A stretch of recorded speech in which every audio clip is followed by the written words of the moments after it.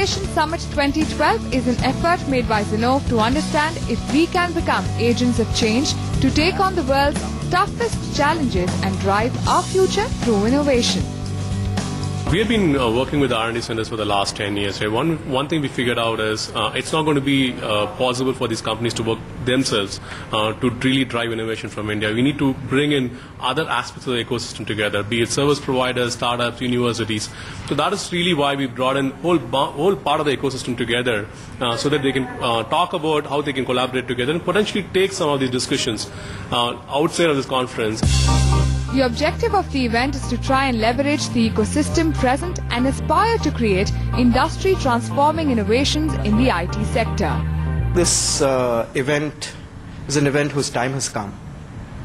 The Indian IT industry, and I'm using the word IT as a composite of R&D, our BPO and the service providers and all the Indian multinationals that work out of India, has matured over the last 20 years.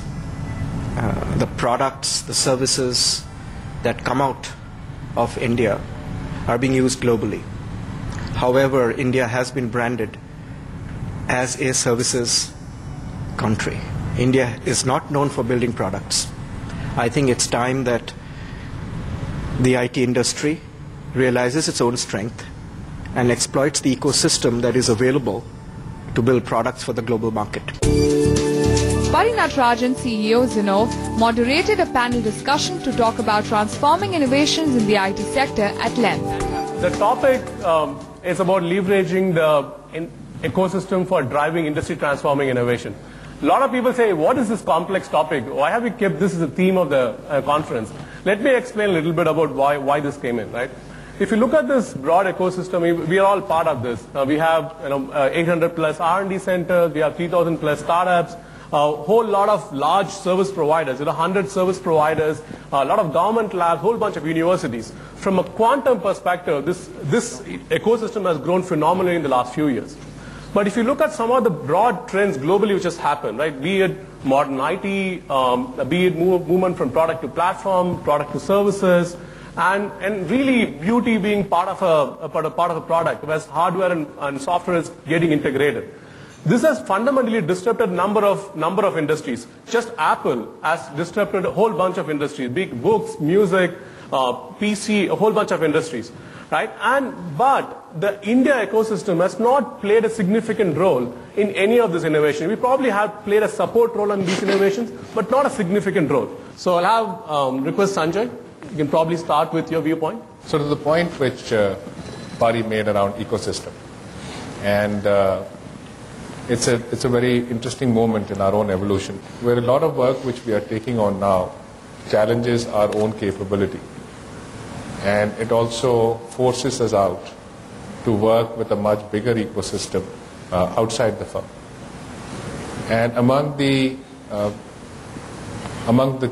main challenges we set for ourselves was that we would design complete products and complete solutions, as against doing subsystems or part services, which the Indian services industry, including companies like mine, have grown up doing.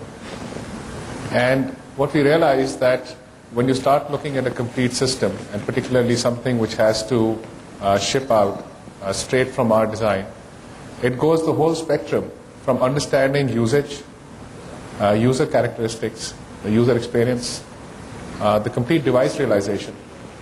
And then very importantly, something we discovered pretty late, that manufacturability, warranty returns, serviceability. All of these become very important characteristics which for us as a pure design house were extremely valuable learnings. And what that taught us also was that we could either independently try and build skills in each of these areas, or look for an extended ecosystem and become an integrator, leveraging the strengths of specialists in each of these fields. So in synthesis, there are two things which we've learned from this. The first is there is an ecosystem. If you look for it, one will find an ecosystem. The second is that we have to push beyond our individual or our group or our organizational capabilities because that's when you start looking for the ecosystem. And the final thing is that if you push beyond your own individual capabilities as an organization and aim higher, there will be some stumbles for sure, but the results which can come out of that in working with the ecosystem are significantly superior and more impactful than what we would be able to do on our own. When we talk about innovation, we typically think about products. And products somehow are synonymous with innovation. And I would beg to differ on that. I would beg to differ because I think process innovation is as important as product innovation. And there are multiples of examples where a process innovator has overtaken product innovation and vice versa. And maybe there is a harmony in having the process innovators and the product innovators coming together, or within a company, in an ecosystem, coexist. That's the first, I think, point of view that I would like to place. The second part of it is appetite of innovation. And that sort of brings us to the context of India. Why is that the Indian companies have done great R&D work for others, or as global R&D centers like companies like ours possibly would have in India, where a lot of great products are being delivered out of India, but we don't have really those big ticket products or process products around an Indian brand name. And maybe that's where the second or the mute question lies, and I have a view on that. May not be the best view. My view is the appetite for innovation is directly proportional to the ability to take risk. And the ability to take risk is directly proportional to the level of capitalization that companies have. So maybe the root of some of these malice that we talk about, or some of these issues that we talk about, is in the capitalization of the market, is in the way the capital structures work, the venture funds work, etc., etc. Not going into that, because that may not be the topic, as I said, it could get the topic astrayed, but it's important to understand that, at least in the relevance of a portfolio of an organization.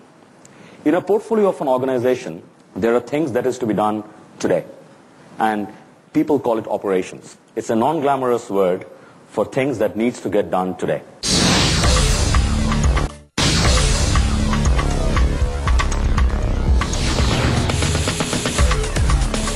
If you look at the education, again, in the last 10, 20 years, we have seen lots of engineering colleges, medical colleges and institutions that have come up.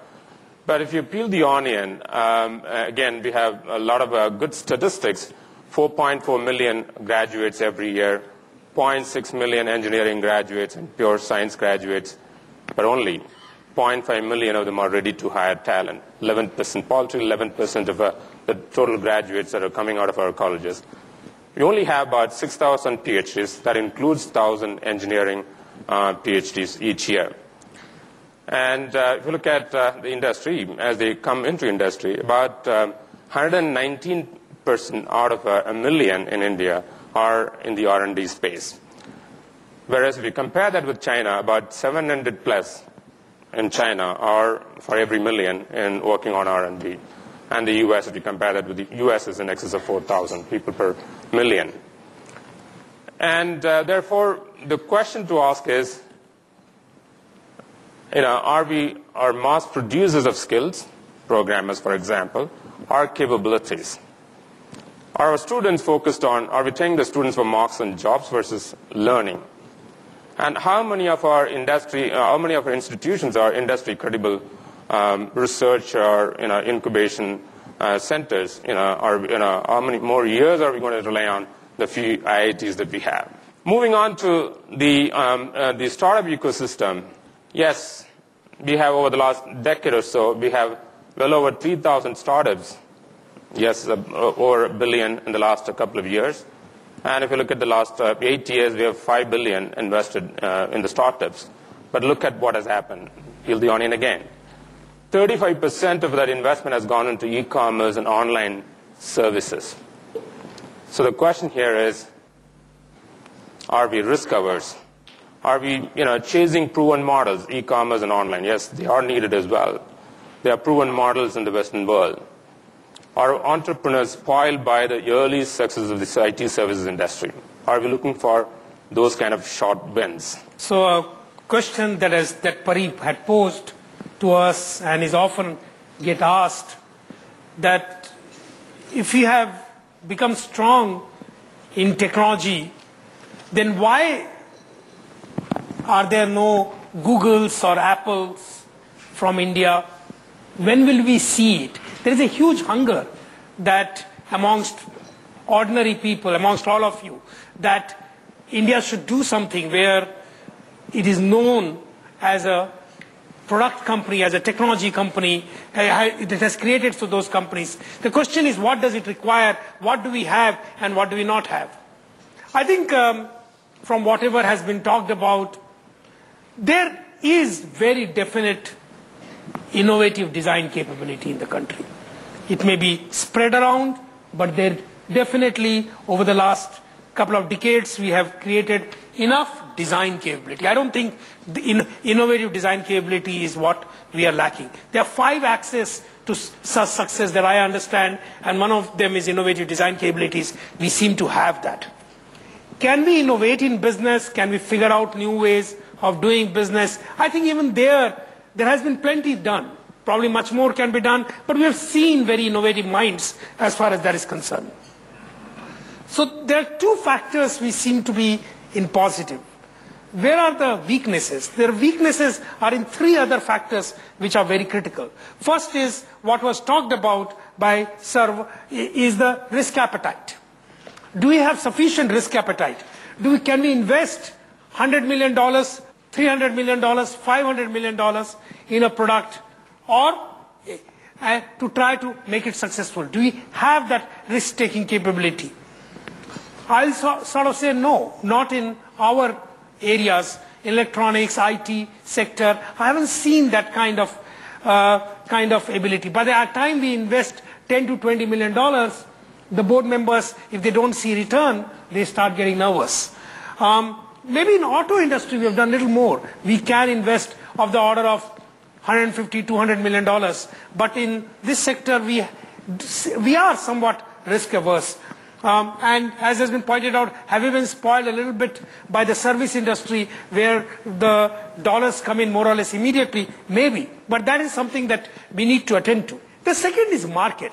If you look at any of these companies, Apple, Google, or any big company which has succeeded, actually it succeeded because it worked in a local market. It tried there, it learned from there, it failed a few times before it actually succeeded, and then it became a global player. In India, the market is still not as mature for these products. It more or less chases the world. After the world has acquired things, it actually tries to take up. The third is maturity. In terms of startup, ecosystem, education, I think we have made a beginning, but it's almost 10 years, 15 years old. And I think to make really big industry, it takes a little longer time. I think next 10 years are very crucial. You will see the maturity coming up, and the maturity is critical for large companies to come up. And next 10 years, I'm very certain that things like this will come up.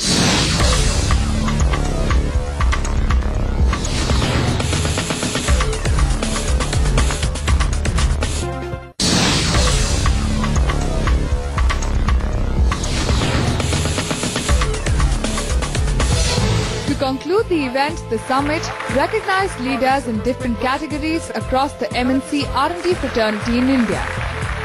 The first set of awards for high impact global role. This category of award is an individual award and recognizes people who are successfully playing a global role from India that is essential for their organization's success. To present this award, I would like to call on stage Shantanu Ghosh, Vice President, India Product Operations, Symantec.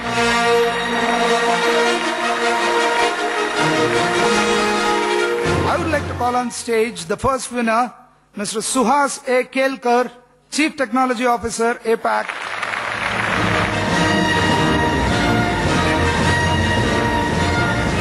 The next winner is Gerd Hoefner, CEO, Siemens Corporate Development Center. On behalf of Gerd, I would request Mr. B.K. Kulkarni, Vice President Healthcare, to come and collect the award, please.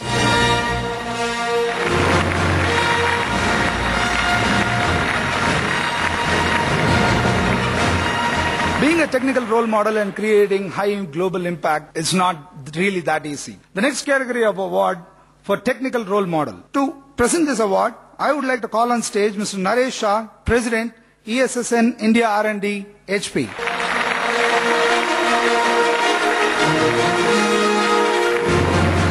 The first award in this category goes to Shalini Kapoor, IBM India Private Limited.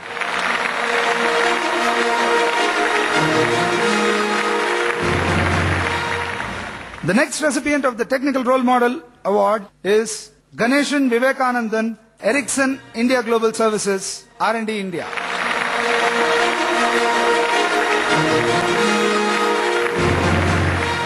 The next category of award is for innovation. The first award in this category is Great Place to Innovate. To present this award, I would like to call on stage Mr. Ochintya Sharma, Vice President, DMC Incubation Group, Samsung. The first winner in this category is Yahoo India R&D. And to collect the award, I would like to call on stage Bala Girisaballa.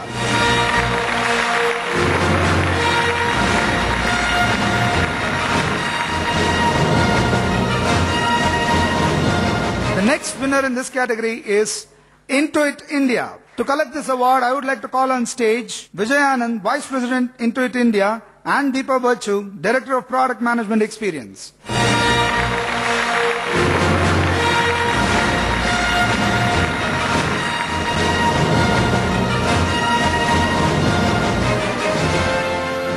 Under the innovation category, the next subcategory is innovation potential to solve large-scale problems. We have a special mention in this category, and this special mention goes to Continental Automotive Components India Private Limited, Single ECU Gasoline and Gas Solutions. To collect this award, I would like to call on stage Joachim Nell, Head of Technology Center and Director Affordable Car Strategy.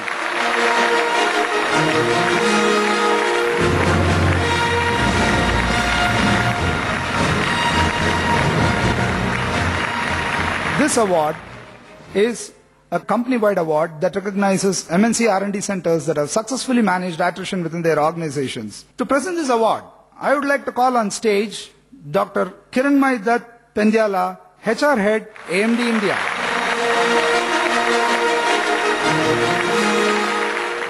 To collect this award, I would like to call on stage Anupam Pahuja, General Manager, Head, PayPal India.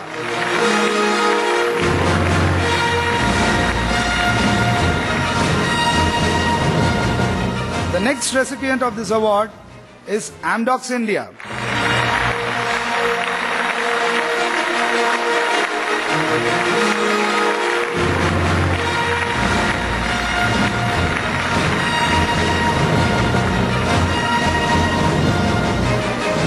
This award category is ecosystem enablement. So the first award in this category of ecosystem enablement is for enabling startups. And to present this award, I would like to call on stage Sridhar Jayanti, Senior Vice President, Product Development and Managing Director, McAfee.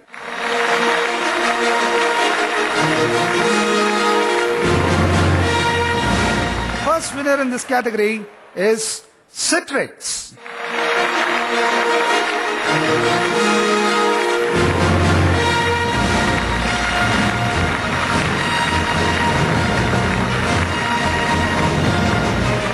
The next winner in this category of ecosystem enablement for startups is Microsoft Corporation India.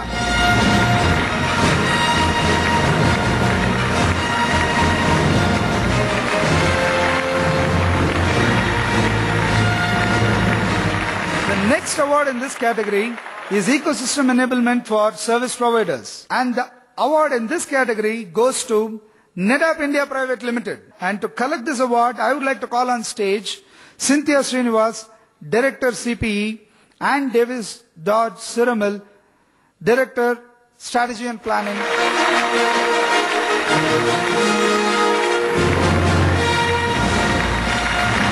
This award category recognizes companies who are leaders in the R&D industry in India.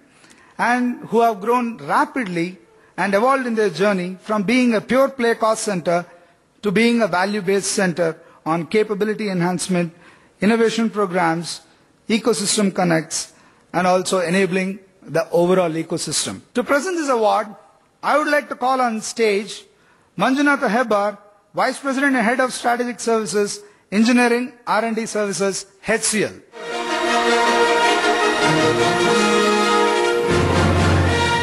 The first winner of this category, EMC India Center of Excellence. And to collect this award, I would like to call on stage Saravanan, Senior Vice President and GM, India and Egypt Center of Excellence.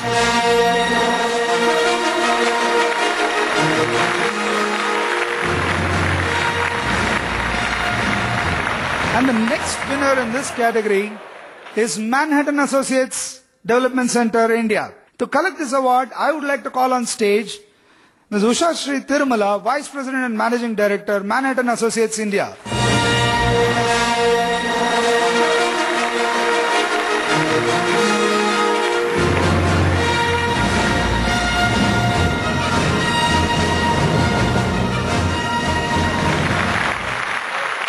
Some of the other categories were